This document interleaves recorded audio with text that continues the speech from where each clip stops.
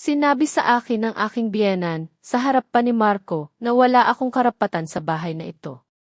Ang lahat daw, mula sa lupa hanggang sa pinakamaliit na plato, ay pag-aari ng kanilang pamilya.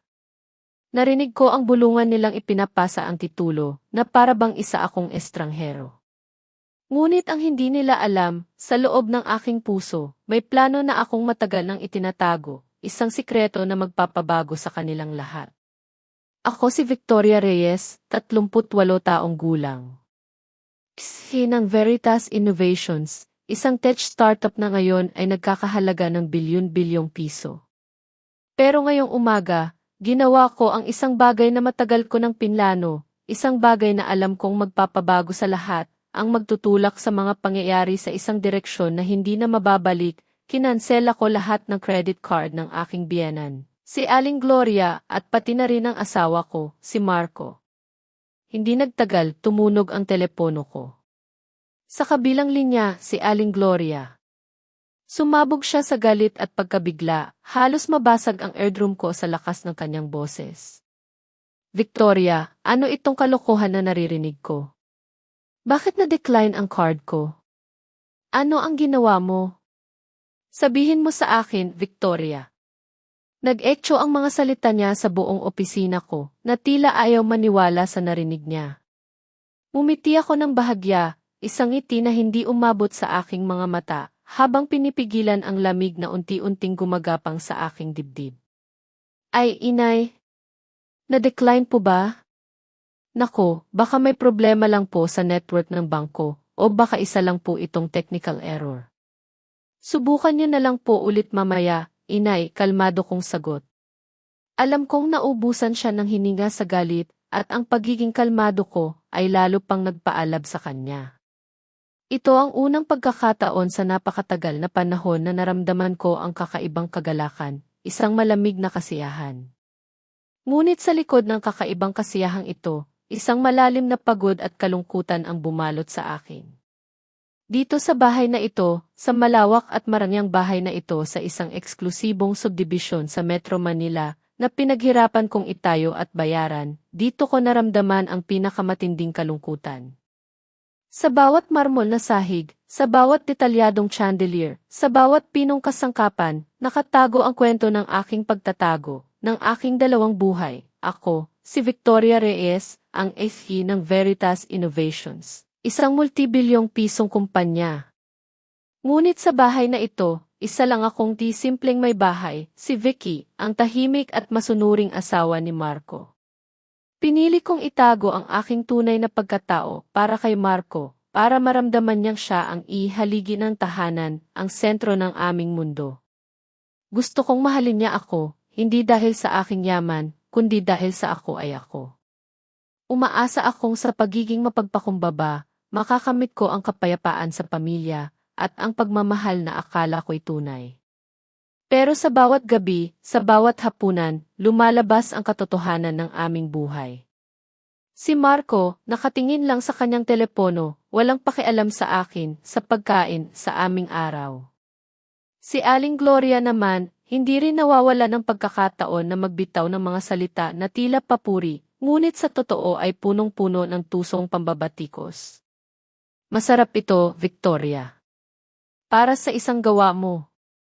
Naaalala ko ang mga simpleng pagkain sa probinsya namin, pero syempre, hindi ito bagay sa ating mga pinong panlasa ngayon, pero may puso. Ang bawat salita niya ay tila patalim na unti-unting dumudurog sa aking kalooban. Sa loob ng maraming taon, nilaro ko ang papel ng asawang yumuyuko, ng mapagpasensyang manugang, ng isang tao na handang magsakripisyo para sa kapayapaan. Ngunit sa bawat araw na lumilipas, lalong lumalalim ang sakit, lalong lumalakas ang pagnanais na bumangon. Ang malamig na kasiyahan na naramdaman ko sa pagputol ng kanilang koneksyon sa pera ay isang hudyat, isang simula ng apoy na matagal nang umuusbong sa aking kalooban, handa nang magliyab. Sa loob ng tahanan naming ito, ang aking tinaguri ang strange hobby corner na madalas pagtawanan ni Marco at Aling Gloria, ang siyang pinagtataguan ng aking tunay na mundo. Dito, sa maliit na espasyong iyon, pinapatakbo ko ang Veritas Innovations, isang kumpanyang patuloy na lumalaki at yumayaman. Ngunit sa likod ng mga code at financial reports, unti-unting gumagapang ang isang malamig na ulap ng pagdududa. Sinimulan kong suriin ang mga credit card statement ni Aling Gloria. Sa simula, gusto kong isipin na normal lang ang mga gastos niya, na isa lang itong paraan niya para mas maging maligaya. Ngunit nang makita ko ang paulit-ulit na mga transaksyon, hindi ko na kayang ipagsawalang bahala. 10,000 sa Casa Moda Lux, isang high-end fashion boutique. 100,000 sa Estetika Salon at Spa, isang mamahaling beauty salon. At ang pinakakakaiba sa lahat, ang sunod-sunod na dinner receipts mula sa ang tanghalan sa ibabaw, isang exclusive rooftop restaurant sa isang skyscraper. Alam kong hindi kailanman nagtutungo si Aling Gloria sa mga ganoong lugar. Hindi iyon ang kanyang estilo. At ako, ang kanyang manugang, ay hindi rin kailanman nakatikim ng isang hapunan sa mga lugar na iyon kasama niya. Ang mas nakakabahala ay ang pattern ng mga gastos. Kadalasan, ang mga transaksyong ito ay nangyayari sa mga araw na umuuwi si Marco ng gabi. Kadalasan ay may dahilan na nag-overtime o may importanteng client meeting.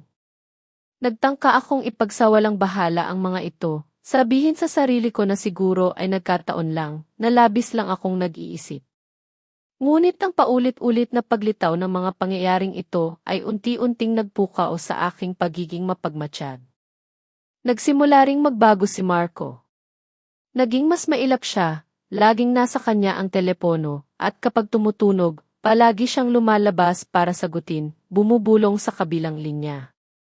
Kapag umuuwi siya ng gabi, may naamoy akong kakaibang pabango, hindi ang klasikong pabango ni Aling Gloria, kundi isang matamis, modernong amoy ng babae. Sinubukan kong kausapin siya. Magtanong, ngunit lagi siyang may handang sagot. Siguro pabango lang yan ng kliyente, mahal. Sobrang sikip kasi ng meeting room. O kaya naman, ayaw kong pag-usapan ang trabaho sa bahay. Alam mo yan, sumasakit ang ulo ko. Ang bawat sagot niya ay tila nagpapatahimik sa akin, ngunit sa loob ko, lalong lumalakas ang ingay ng pagdududa. Ang bawat detalye, bawat kilos, bawat amoy, ay unti-unting nagbubuo ng isang malaking larawan sa aking isip. Parang ambon na dahan-dahang lumalabas, hindi man malakas, pero nakakabasa at unti-unting lumalamig sa aking buto. Kahit anong pagtatangka kong ipagsawalang bahala, kahit anong pilit kong baliwalain, alam ko sa aking puso, isang mabigat na ulap ng pagdududa ang bumabalot sa akin. Ito ay hindi lamang isang simpleng ambon, ito ay isang paalala, isang hudyat na may paparating na mas malaking bagyo, at kailangan kong maghanda. Isang hapon, habang abala ako sa aking video conference, kasama ang aming team sa Singapore, biglang nag-vibrate ang aking telepono. Nakita ko ang pangalan ni Carla, ang matalik kong kaibigan, sa screen. Agad ko itong sinagot at sa kabilang linya, narinig ko ang kanyang boses, nag-aalangan, tila may pilit na pinipigilan. Victoria, okay ka lang ba? Tanong niya, ang kanyang boses ay nanginginig. Nakita ko si Marco kanina, sa isang malaking mall, may kasama siyang ibang babae. At, Victoria, nakita ko rin si Aling Gloria sa parehong restaurant, sa parehong mesa, nakikipagtawanan sa kanila. Biglang nanlamig ang buong katawan ko, ngunit pilit ko pa rin kinalma ang aking sarili. Carla, siguro nagkakamali ka lang. O baka kliyente lang ni Marco, alam mo naman, ganoon talaga siya. Pilit kong hinanapan ng dahilan, pilit kong ipinagsawalang bahala ang kanyang sinabi. Ngunit sa kaibuturan ng aking puso, isang malalim na pagdududa ang nagsimulang gumapang, isang masamang pakiramdam na unti-unting lumalalim. Alam kong ang kinatatakutan ko ay unti-unting nagiging totoo. Makalipas ang 2 araw, habang nakatutok pa rin ako sa aking laptop, sa gitna ng isang mahalagang presentasyon sa aking mga kasamahan sa ibang bansa, muling nag-vibrate ang aking telepono. Isang mensahe mula kay Carla. Isang maikling text na may kasamang matinding. Pahiwatig. I'm sorry, Victoria. I think you have to see this. Kasama ng mensahe ay isang litrato, kinuha mula sa kabilang mesa sa isang high-end na cafe. Nang makita ko ang larawan, biglang huminto ang mundo. Ang lahat ng ingay sa paligid ko, ang mga boses ng aking mga kasamahan sa meeting, ang pag-click ng aking keyboard, lahat ay nawala. Tanging ang litrato lamang ang nakita ko. Sa larawan, nakaupo si Marco, ang kanyang mga mata ay nakatitig sa isang batang babae, si Andrea, na tila ito ang pinakamagandang tanawin sa mundo. Si Andrea ay nakasandal sa balikat ni Marco, ipinagmamalaki ang mga shopping bags mula sa Casa Moda Lux, ang mamahaling tindahan na nakita ko sa credit card statement. Ngunit ang pinaka-nakakasakit, ang pinaka-nagpabagsak sa akin, ay ang nakaupo sa harap nila. Si Aling Gloria, ang aking biyenan, ay nakangiti ng napakagalak, isang ngiting hindi ko kailanman nakita na iginawad niya sa akin, isang ngiting puno ng pagmamahal at pagtanggap. Ang kanyang kamay ay malumanay na hinahaplos ang buhok ni Andrea, tila isang mapagmahal na ina na binabasbasan ang kanyang sariling anak. Ito ay isang kilos ng pagmamahal, isang pagtanggap na hindi ko kailanman nakuha. Sa mata ni Aling Gloria, nakita ko ang pag-apruba, ang isang salita na hinintay kong marinig mula sa kanya, ngunit hindi kailanman dumating. Hindi ako umiyak. Ang mga luha ay tila namuo sa aking mga mata, o marahil ay natuyo na ang aking kaluluwa sa tindi ng sakit. Naramdaman ko ang lamig na unti-unting gumagapang sa aking dibdib, isang lamig na mas masakit pa sa anumang init. Biglang nahulog ang baso ng tubig sa tabi ng aking laptop, nabasag sa sahig, at sa tunog ng basag na salamin, naramdaman ko ang pagbasag ng aking puso, na tila libu-libong piraso na kumalat sa lupa. Isang malamig na galit ang dahan-dahang pumuno sa kawalan sa aking kalooban. Tinitigan ko ang aking maputlang mukha sa screen ng telepono, at nakita ko doon ang isang bagay na bagong silang, isang bagay na matigas, matalim, at walang awa. Ang aking mga mata ay naging matatag, matalim, at hindi na kumukurap. Ang palabas na ito ay umabot na sa huling yugto, bulong ko sa sarili, ang boses ko ay halos hindi marinig, ngunit puno ng matinding determinasyon. Mabilis kong tinawagan si Miss Torres, ang aking executive assistant. Miss Torres, kailangan ko ng buong report sa lahat ng aking personal na ari-arian. Ihanda mo rin ang draft ng divorce papers at isang detalyadong pagsubaybay sa lahat ng gasto sa credit card sa pangalan ni Marco Santiago at Aling Gloria. Hindi ko kailangan ng tanong, kailangan ko ng aksyon. Agad. Ito ang simula ng aking pagbangon. Ang sakit ay nagmistulang apoy at ako, si Victoria Reyes, ay handa ng magliyab. Mga kababayan, kung kayo man ay nakaranas ng pagtataksil o pinaramdam na hindi kayo sapat, paano kayo tumindig? Ibahagi ang inyong karanasan sa comment section. At kung nagustuhan nyo ang parting ito ng kwento ko, huwag kalimutang mag-subscribe, mag-like at i-share. Maraming salamat po at abangan ang susunod na bahagi ng aking pagbangon. Nagising ako ng maaga, maaga pa sa sikat ng araw. Nagsuot ako ng isang itim na power suit, ang paborito kong kasuotan na nagpaparamdam sa akin ng lakas at kontrol. Habang nag-aalmusal sa aking opisina sa Veritas Tower sa Ayala Avenue, Makati, nakatitig ako sa malawak na tanawin ng Metro Manila mula sa bintana. Ang bawat gusali, bawat ilaw, bawat kalsada ay nagpapaalala sa akin ng lawak ng aking mundo at ng kapangyarihan na nasa aking mga kamay. Ngayon, gagamitin ko ito. Eksaktong 9:00 ng umaga, tinawagan ko si Ian Ramos, ang aking private bank manager. Ramos, magandang umaga. Nais ko po sanang ipa-freeze ang lahat ng credit card at debit card na konektado sa aking account, kasama na ang mga nakapangalan kina Marco Santiago at Aling Gloria. Mahinahon kong sinabi, ang aking boses ay walang anumang bakas ng emosyon. Para po sa seguridad. Nakita namin ang kahina-hinalang aktibidad. Kailangan ko po itong mangyari agad. Walang pagtatanong, walang pag-aalangan, agad na sinunod ni Ramos ang aking utos. Ang bawat salita ay tila isang utos sa digmaan at ako ang general. Samantala, sa isang malayong bahagi ng syudad, abala naman sina Aling Gloria at Andrea sa kanilang sariling mundo ng luho. Matapos magpa-beauty sa estetika salon at spa, nagpasya silang mag-lunch sa isang 5-star hotel restaurant. Andrea, ano ang gusto mong kainin, mahal ko? Tanong ni Aling Gloria, na tila ayaw pa ring mawala ang pakiramdam niya ng pagiging ihenerosa at makapangyarihan, kahit na hindi naman niya sariling pera ang ginagastos niya. Si Andrea, walang pag-aalinlangan, ay umorder ng lobster thermidor at ang pinakamahal na champagne sa menu. Siyempre, nararapat lamang sa iyo ang pinakamahusay, mahal ko. Ang magiging manugang natin ay dapat magmukhang perpekto, nakangiting sabi ni Aling Gloria, at binigyan pa niya si Andrea ng isang mapagmahal na haplos sa buhok. Nang dumating ang bill, buong pagmamalaki ni Aling Gloria na inabot ang kanyang itim na credit card. Ngunit makalipas ang ilang minuto, bumalik ang waiter na may mukhang naguguluhan. Paumanhin po, ma'am. Na-decline po ang card. Biglang namula ang mukha ni Aling Gloria.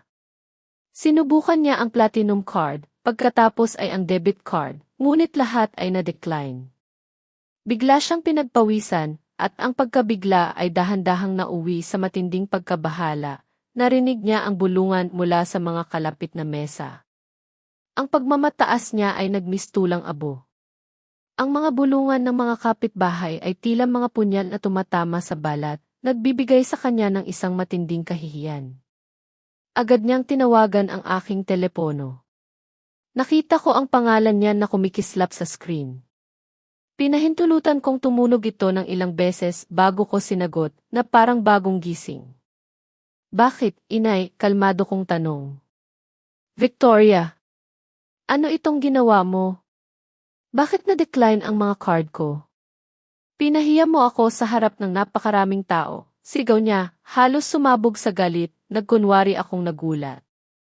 Ay, na-decline po ba, inay? Nako, baka may problema lang po sa network ng bangko, o baka mali po ang Subukan niyo na lang po mamaya, sagot ko, sa isang boses na hindi maapektuhan ng kanyang galit. Pagkatapos ay dahan-dahan kong ibinaba ang telepono nang hindi naghihintay ng kanyang sagot, at agad na pinatay ang power. Umukit ang isang malamig na ngiti sa aking mga labi, ang una kong totoong ngiti matapos ang napakaraming araw. Nagsisimula pa lang ang laro at hawak ko na ngayon ang lahat ng alas. Bumukas ang malaking pintuan ng aming mansyon at pumasok si Aling Gloria na tila isang bagyo, ang mukha ay namumula sa galit at kahihiyan. Sumunod si Andrea, ang kanyang mukha ay nakasimangot, puno ng pagkadismaya. Ngunit sa halip na salubungin sila ng gulo, nakita nila akong nakaupo ng payapa sa sala, hawak ang isang tasa ng mainit na jasmine tea, tila naghihintay lamang sa mga bisita. Ang aking kalmadong anyo ay lalo lamang nagpaalab sa galit ni Aling Gloria, Victoria. Ano itong ginawa mo? Pinahiya mo ako. Anong karapatan mo para gawin ito sa akin? Sigaw ni Aling Gloria, ang boses niya ay halos mabasag.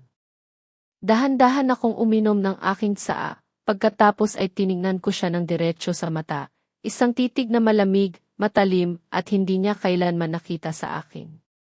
Nakaupo lang ako sa sarili kong bahay, inay. Kayo po ang pumasok na sumisigaw sa ganitong oras. Sino po ba ang bastos dito? Ang aking mga salita ay tila bumalik sa kanya, at nakita ko ang bahagyang pagkabigla sa kanyang mukha.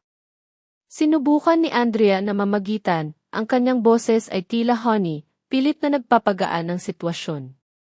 Tita Vicky, siguro naman po, kailangan na lang natin bayaran yung bill na kakahiya po kasi kay Tita Gloria at Hindi ko siya pinatapos. Malamig ko siyang tiningnan, ang aking mga mata ay tila matalim na kutsilyo. Una, hindi ko kailanman nakalimutan magbayad ng anumang bayarin. Pangalawa, hindi ko maalala na inanyayahan kitang pumasok sa bahay ko. At pangatlo, huminto ako. Hinayaan ang bawat salita na kumalat sa hangin, ito ay usapan sa pagitan namin ng aking biyenan. Walang karapatan ang isang dayuhan na makialam. Namutla si Andrea, at nakita ko ang pagkaasar sa kanyang mga mata. Nang sandaling iyon, bumaba si Marco mula sa hagdan, narinig niya ang kaguluhan. Agad siyang lumapit kay Aling Gloria at Andrea, na tila ipinagtatanggol sila. Muling bumalik ang lakas ng loob ni Aling Gloria. Marco, anak ko, ang babaeng ito, si Andrea, ang magiging asawa mo. At ikaw, Victoria, ikaw ang magiging dayuhan dito sa lalong madaling panahon, deklara niya, puno ng pagmamataas. Umiti ako ng bahagya, isang ngiti na hindi umabot sa aking mga mata. Mga pinansyal ng bahay? Gusto niyo po bang pag-usapan iyan, inay? Sa pagkakaalam ko, ang mga taong hindi nag-ambag ng kahit isang sentimo sa pinansyal ng bahay na ito ang siyang pinakamalakas mag-demand at sumigaw. Ang aking boses ay kalmado, ngunit ang bawat salita ay tila patalim na tumatama sa kanila. Sinubukan ni Marco na protektahan ang kanyang ina at si Andrea, ngunit tumayo ako. Pagod na ako. Magpapahinga na ako, sabi ko, ang aking boses ay puno ng desisyon. Dahan-dahan kong inilagay ang isang kulay brown na envelope sa coffee table sa pagitan namin. Kinuha ito ni Marco, binuksan, at inilabas ang isang makintab na I-4 na litrato. Lumapit din si Aling Gloria at tiningnan ang larawan. Ito ang larawan na ipinadala sa akin ni Carla, ang patunay ng kanilang pagtataksil. Nakita nila si Marco na buong pagmamahal na nakatingin kay Andrea, si Andrea na nakasandal sa kanya, at si Aling Gloria na nakangiti ng maligaya habang hinahaplos ang buhok ni Andrea. Ang pagtataksil ng tatlo ay malinaw na nakalatag sa kanilang harapan. Tiningnan ko si Marco, ang aking mga mata ay nanatiling kalmado, ngunit puno ng tanong. Marco, pinag-uusapan mo ang tungkulin ng isang asawa. Tungkulin ba ng isang asawa ang magtaksil, magsinungaling, at mamuhay bilang parasitiko sa kanyang asawa? Ang tanong ko ay nag-echo sa buong sala, at ang bawat salita ay tila isang malakas na suntok. Si Marco at Aling Gloria ay nanigas, ang kanilang mga mukha ay namutla. Isang nakakabinging katahimikan ang bumalot sa silid. Sa kanilang mga mata, nakita ko ang pagkabigla, ang takot at ang pagkaunawa. Ang tunay na bagyo ay nagsisimula pa lamang at wala na silang mapagtataguan. Isang nakakabinging katahimikan ang bumalot sa silid matapos lumantad ang litrato.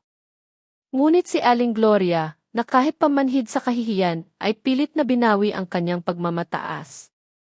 Tumingin siya sa akin, ang kanyang mukha ay maputla, ngunit ang kanyang mga mata ay nanlilisik. Isang gawa-gawa lang yan. Manipuladong litrato. Ginagawa mo ito para alisin kami at kunin ang lahat ng kayamanan ng anak ko. Sigaw niya, ang kanyang boses ay tila maihalong takot. Tiningnan ko siya ng diretsyo, walang kurap ang aking mga mata. Kayamanan ng anak niyo, inay.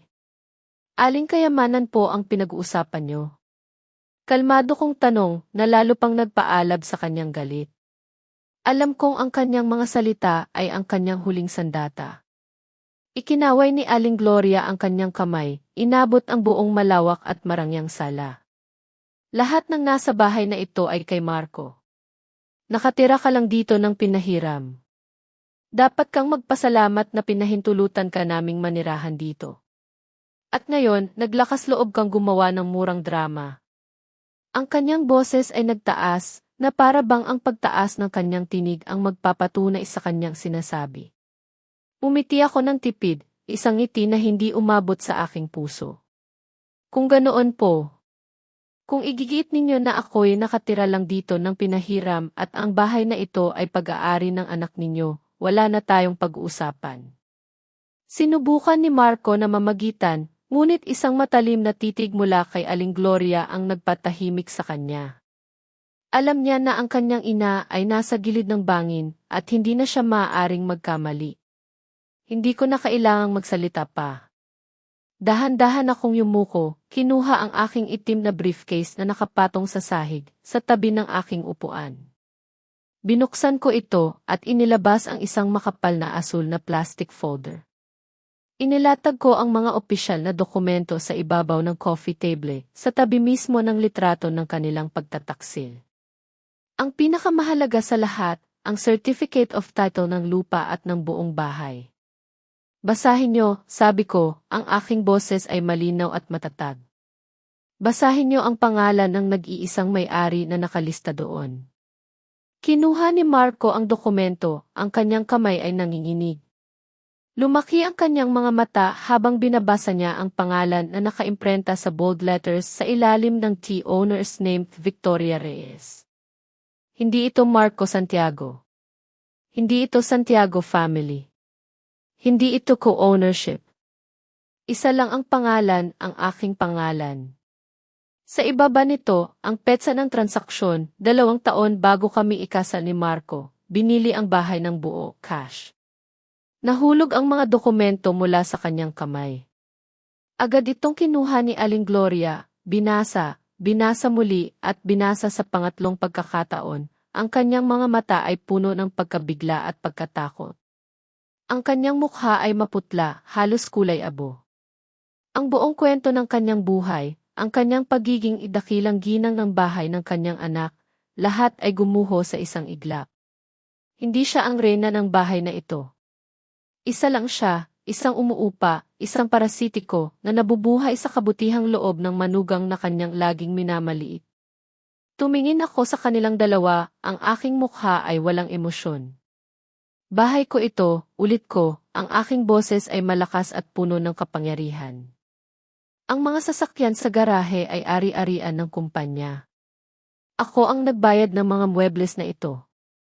Maging ang plato na ginamit ninyo sa hapunan kagabi, ay pera ko.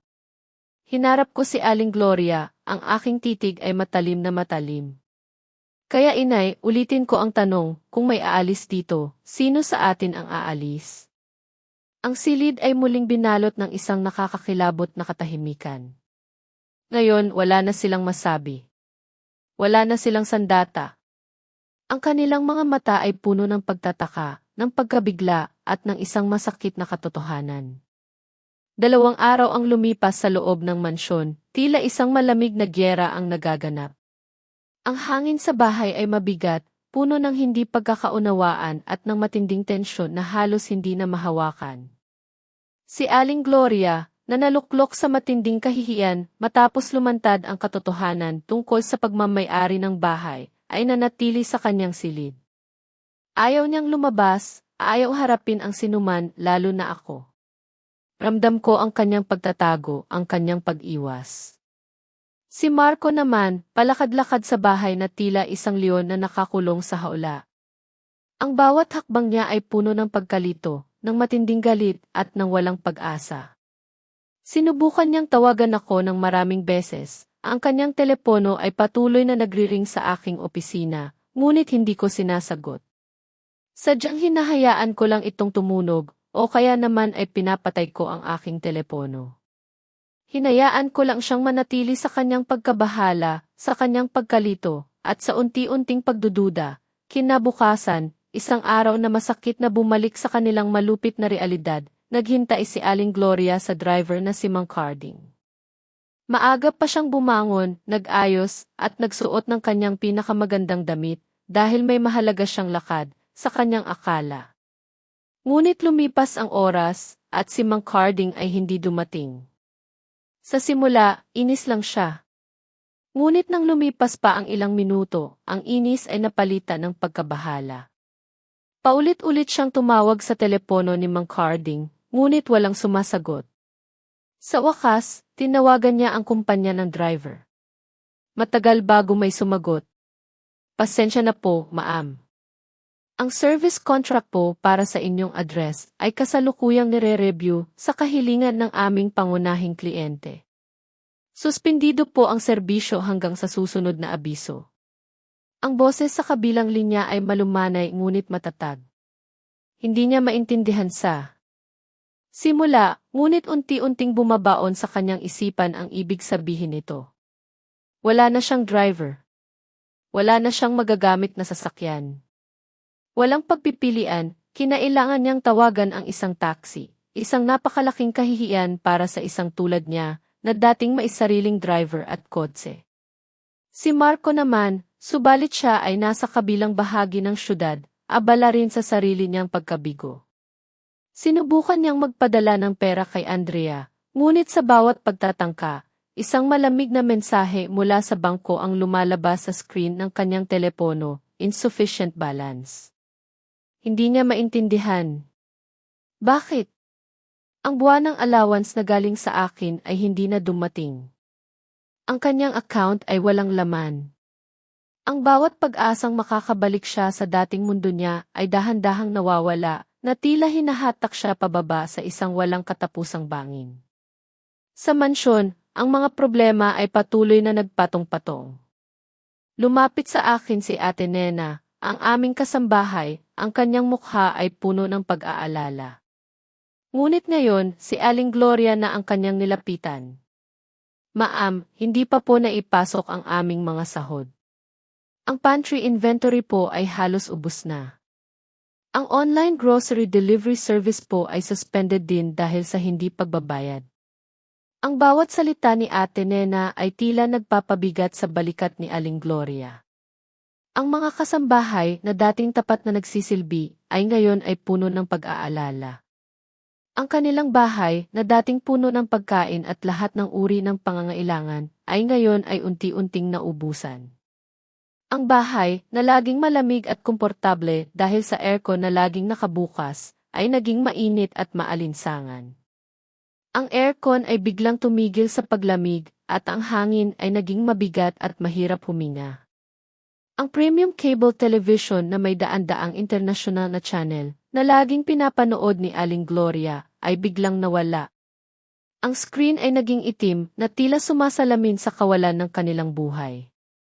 Ang Wi-Fi, na dating napakabilis at nagbibigay sa kanila ng access sa buong mundo, ay naging napakabagal, parang dial-up connection. Ang bawat luho na kinasanayan nila, bawat ginhawa na kanilang itinuring na karapatan, ay dahan-dahang nawala, isa-isa, nang walang babala, nang walang paliwanag. Para akong multo sa sarili kong bahay. Lumalabas ako bago sumikat ang araw, bago pa sila magising, at umuuwi ako ng gabi, kapag tulog na ang lahat. Sadyang iniiwasan ko ang anumang direktang komprontasyon. Hindi ko sila kinausap. Hindi ko sila hinarap. Hinayaan ko lang silang pakuluin sa sarili nilang takot. Hinayaan ko silang maramdaman ang unti-unting pagtuyo ng balon ng pera na dating umaagos ng walang hanggan. Ang kanilang luho ay isa lamang ilusyon, isang bula na madaling putulin, madaling patayin sa pagpindot ng isang switch. At ngayon, hawak ko ang switch na iyon. Ang kanilang mundo ay unti-unting gumuguho, at ako, si Victoria Reyes, ay tahimik na nanonood, habang ang katotohanan ay dahan-dahang naglalantad sa kanilang harapan. Ang bawat pagkawala ay isang aral, isang masakit na paggising mula sa isang mahabang panaginip ng pagiging marangya. Mga kababayan, kung kayo man ay nakikinig pa rin hanggang dito sa parte ng kwento ko, maraming salamat po. Ang inyong presensya ay malaking inspirasyon para sa akin. Kung patuloy niyo akong sinasamahan sa paglalakbay na ito, paki-comment po ng numero 1 sa ibaba para malaman ko na may mga kaibigan akong kasama ko pa rin. Ang inyong suporta ang nagbibigay sa akin ng lakas na ikwento ang huling bahagi. Maraming salamat po at abangan ang katapusan ng aming kwento. Si Andrea, sa kanyang inuupahang apartment, ay unti-unting nawawala ng pasensya. Ngayon, si Marco ay dumadalaw sa kanya na mas madalas nakasimangot kaysa may dalang shopping bags. Ang mga pangako ng mamahaling hapunan, ng mga biyahe sa Bali, ng mga limited edition na relo, lahat ay naglaho na parang bula. Isang hapon, dumalaw si Marco kay Andrea. May dala siyang isang bag na naglalaman ng bag na gawa sa lokal, na binili niya mula sa pagbenta ng relo na binigay ko sa kanya, at isang bungkos ng bulaklak. Si Andrea, na sa simula ay nakangiti, ay agad na nagbago ang mukha nang makita ang dala niya. Ano ito? Tanong niya, ang kanyang boses ay malamig. Ito. Regalo? Ang shopping bag ko nga mas mahal pa rito. May pangmamaliit sa kanyang mga mata. Sinubukan ni Marco na magpaliwanag, nagmakaawa siya kay Andrea na intindihin na nahihirapan siya ngayon. Ngunit si Andrea, hindi na nagpatumpik-tumpik pa. Sumabog ang kanyang galit. Ibinato niya ang bag sa mukha ni Marco. Wala akong pakialam sa problema mo. Sawang-sawa na ako sa mga palusot mo. Isa kang talunan. Isang bobong prinsipe na walang anumang. Akala mo ba mananatili ako sa iyo ngayon na naging pulubi ka? Isa ka lang parasitiko na nabubuhay sa asawa mo, Marco. At ngayon na pinutol na ng asawa mo ang supply, wala ka ng halaga. Ang bawat salita niya ay tila punyan na tumatama sa puso ni Marco. Ngunit hindi pa doon natapos ang kanyang pagpapahirap. Tumawa si Andrea, isang tawang puno ng pang-aasar. At isa pa, nakahanap na ako ng kapalit. Isang tunay na lalaki, hindi isang bata ni mama na tulad mo. Sa eksaktong sandali, isang malakas na busina ng mamahaling sasakyan ang narinig mula sa ibaba. Kinuha ni Andrea ang kanyang maison Elysian bag. Sino ang nagbigay sa iyo ng bag na iyan? Tanong ni Marco, ang kanyang boses ay paos. Si Miss Evans. Ihahatid niya ako sa Paris sa susunod na linggo para ipagdiwang ang aking kaarawan, walang pakialam na sagot ni Andrea. Sinadya niyang banggain ang balikat ni Marco bago siya lumabas at malakas niyang isinara ang pinto. At isa pa. Ang renta ng apartment na ito ay matatapos bukas. Congrats sa iyo, wala ka nang matitirhan. Napaupo si Marco sa sofa, nanlumo. Tiningnan niya si Andrea na sumakay sa isang Bentley na minamaneho ng isang matanda, mayayamang lalaki. Nagtatawanan silang umalis, iniwan si Marco na nag-iisa sa tahimik na hallway ng apartment, durog at ganap na nag-iisa sa unang pagkakataon sa kanyang buhay. Ang kanyang perpektong mundo ay tuluyan ng gumuho, at ngayon, nakaharap niya ang malupit na katotohanan ng kanyang pagiging wala. Matapos iwanan ni Andrea, bumalik si Marco sa kanilang bahay. Madilim ang buong kabahayan, nakaupo si Aling Gloria sa sala, halos hindi makita. Walang ilaw, sapagkat ang kuryente ay naputol na dahil sa hindi pagbabayad. Tanging isang emergency lamp lamang ang nagbibigay ng mahinang liwanag na nagpapakita ng alikabok na nagsisimula ng bumalot sa mamahaling kasangkapan. Pumasok ako sa bahay, ang aking mga yapak ay tahimik. Mayroon akong huling alok para sa inyo, sabi ko, ang aking boses ay malamig ngunit puno ng otoridad. Mayroon kayong dalawang pagpipilian. Una, maaari kayong umalis dito ngayong gabi. Maaari ninyong dalhin ang inyong mga damit, ngunit iwanan ang lahat. Hindi ko kayo sasampahan ng kaso sa anumang bagay at malaya kayong pumunta kahit saan ninyo gusto. Ang pangalawang pagpipilian, patuloy ko, at inabot ko ang aking kamay, sa palad ko ay isang simpleng susi. Nirentahan ko kayo ng maliit na apartment. Ang renta ng 3 buwan ay nabayaran na. Mayroon doong basic na muebles at kaunting pera sa mesa, para may makain kayo sa loob ng 1 linggo. Pagkatapos noon, kailangan ninyong humanap ng paraan para mabuhay sa sarili ninyo. Tiningnan ni Aling Gloria ang susi, ang kanyang mga mata ay puno ng pagkatakot. Ngunit si Marco, matapos ang kahihiyan at pag-iwan ni Andrea, ay nakita ang aking alok bilang isang pampaginhawa, isang pagkakataon para sa bagong simula, gaano man kahirap. Mabigat siyang lumakad sa harap ng kanyang ina, yumuko at kinuha ang maliit na susi mula sa aking palad. Ito ay susi para sa bagong buhay, isang susi na mas mabigat pa sa ginto. Ito ang susi sa kanyang kahirapan at isang simbolo ng kanyang ganap na pagsuko. Nang gabing iyon, lumisan sina Marco at Aling Gloria sa kanilang mansyon, sumakay sa isang taxi, may dala lamang na 2 maleta ng damit. Dinala sila sa isang makipot na eskinita sa labas ng syudad. Ang inuupahang apartment ay maliit, ang pintura sa dingding ay nagsisimula ng magbalat, at isang mahinang bombilya lamang ang nagbibigay liwanag sa pasukan. Isang amoy ng luma at pagkasakal ang sumalubong sa kanila. Ito ang kanilang mapait na realidad. Sinimula ni Marco ang kanyang bagong buhay bilang isang warehouse laborer. Ang unang araw ay impyerno. Ang kanyang katawan, na sanay sa malambot na sofa at malamig na aircon, ay ngayon ay kinailangan magbuhat ng mabibigat na karton sa ilalim ng matinding init ng bodega. Ang kanyang mga kalamnan ay sumasakit. Ang kanyang malambot na palad ay nagasgas at nagkaroon ng palto sa unang oras pa lang. Kumain siya ng tanghalian kasama ang ibang mga manggagawa, nakaupo sa isang karton, kumakain ng simpleng baon. Narinig niya ang kanilang mga reklamo tungkol sa mga utang sa motorsiklo, sa tuition fee ng kanilang mga anak, mga totoong problema na hindi niya kailanman nakaharap noon. Dito, walang pakialam ang sinuman sa kanyang apelyido o sa kotse na dati niyang minamaneho. Dito, ang kanyang halaga ay sinusukat lamang sa dami ng karton na kaya niyang ilipat. Sa pagtatapos ng unang linggo, natanggap ni Marco ang kanyang sweldo, ilang lumang pera sa isang brown envelope. Hindi ito sapat para sa isang inuman sa cafe na lagi niyang pinupuntahan kasama si Andrea. Ngunit nang makita niya ang pera, isang kakaibang damdamin ang lumitaw sa kanyang puso, pagmamataas. Ito ay pera niya, hindi regalo, hindi allowance, kundi bunga ng kanyang sariling pagpapawis at paghihirap. Si Aling Gloria naman, nahirapan din nagsimula siyang tumanggap ng order ng homemade cookies mula sa mga kapitbahay.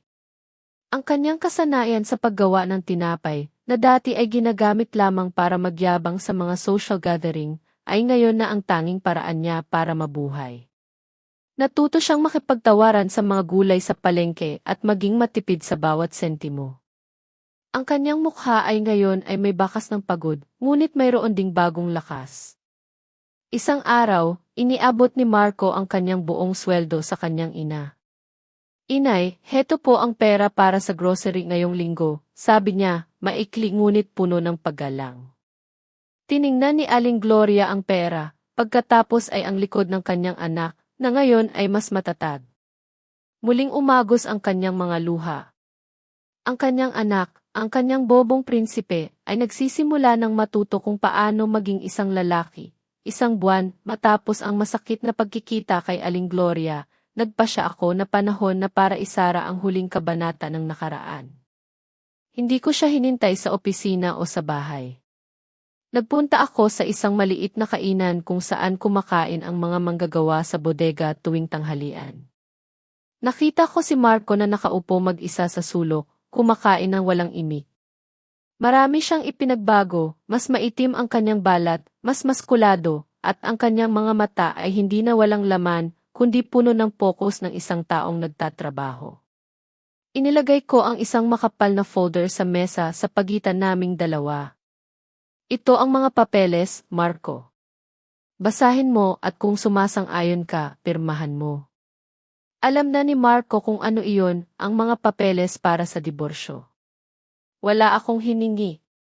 Ang paghahati ng ari-arian ay malinaw, lahat ng nakapangalan sa akin ay mananatili sa akin, at walang matatanggap si Marco, isang katotohanan na tinanggap na niya. Walang mga kondisyon na malupit o nakakahiya. Minabuti kong maging malinis at propesyonal ang lahat. Hindi ko ito pahihirapan, sabi ni Marco, ang kanyang boses ay paos, hindi inaalis ang tingin sa mga dokumento. Pipirmahan ko. Salamat, sagot ko. Isang sandali ng katahimikan. Victoria, tawag ni Marco, at sa wakas ay naglakas loob siyang tumingin sa aking mga mata. Patawarin mo ako sa lahat. Alam kong huli na at hindi ko inaasahan ang pagpapatawad mo. Gusto ko lang malaman mo, tunay akong nagsisisi. Tiningnan ko si Marco at sa unang pagkakataon matapos ang napakatagal na panahon, nakita ko ang tunay na Marco. Hindi ang bobong prinsipe, hindi ang taksil na asawa, kundi isang simpleng tao na nagkamali ng sobra at ngayon ay pinagdudusahan ang kanyang mga aksyon. Pinatawad na kita, Marco, mahina kong sabi. At pinatawad ko na rin ang sarili ko sa pagpapabaya ko sa aking sarili ng matagal. Ngayon, pareho tayong makakapagsimula ng bagong buhay. Ilang buwan ang lumipas. Sina Marco at Aling Gloria ay nakahanap ng bagong ritmo sa kanilang buhay, mas mahirap ngunit mas totoo. Kinailangan nilang lumipat sa mas maliit at mas malayo na apartment. Si Aling Gloria, na walang profesional na kasanayan, ay nagsimulang tumanggap ng mga order para sa homemade cookies mula sa mga kapitbahay. Si Marco ay nagpatuloy sa kanyang trabaho sa bodega, hindi na nangangarap ng mga sports car o mamahaling relo. Ang kanyang mga pangarap ay mas simple na ngayon, makabayad sa upa sa tamang oras at siguraduhin na may pera ang kanyang ina para sa mga sangkap ng kanyang cookies. Ang kanilang relasyon bilang mag-ina ay lubusang nagbago, mula sa pagiging kasabwat sa katamaran at pagmamataas, sila ngayon ay isang koponan na lumalaban para mabuhay. Nawala ang lahat sa kanila, kayamanan, estado, kaibigan at pamilya. Isang napakamahal na aral sa buhay. Hindi sila masaya, ngunit hindi na sila nabubuhay sa isang kasinungalingan. Isang taon matapos, nakatayo ako sa harap ng malaking bintana ng aking bagong opisina sa Singapore. Ang Veritas Innovations ay lumawak ng husto. Ang kontrata na kakapirma lang namin ay nagkakahalaga ng bilyon-bilyong dolyar. Umiti ako ng bahagya, hindi ang malamig at kalkuladong ngiti noon, kundi isang ngiti na may tunay na kasiyahan at kapayapaan. Sa mahabang panahon, ang kabutihan ko ay itinuring nilang kahinaan. Ang katahimikan ko ay naging paanyaya sa pang-aabuso. Subalit natutunan ko na maihangganan ang pagiging mabait. Kung minsan, ang matalino at mapanagot na pagganti ay hindi lamang isang pagbayad sa kasalanan, kundi isang paraan upang gumising ang mga bulag sa katotohanan.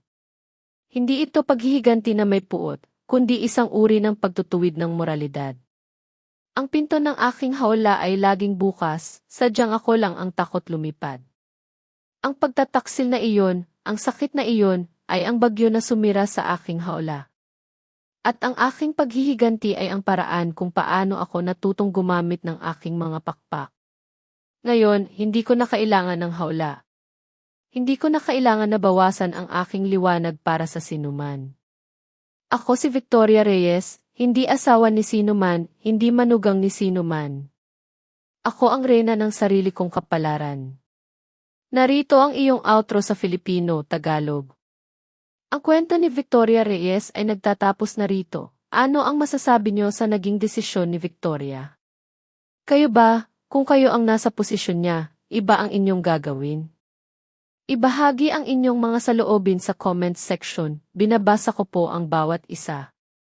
Kung ang kwentong ito ay nagbigay sa inyo ng inspirasyon, nagpamuni-muni, o nagpaalala ng mga aral sa buhay, huwag kalimutang mag-iwan ng like, i-share sa inyong mga kaibigan na naniniwala kayo na makaka-relate din. At mag-subscribe sa channel na Luha sa Katahimikan para hindi ninyo mapalampas ang susunod na mga kwento. Magkita-kita tayo sa susunod na kwento. At sino ang nakakaalam, baka sa susunod, ikaw na mismo ang bida sa bagong simula.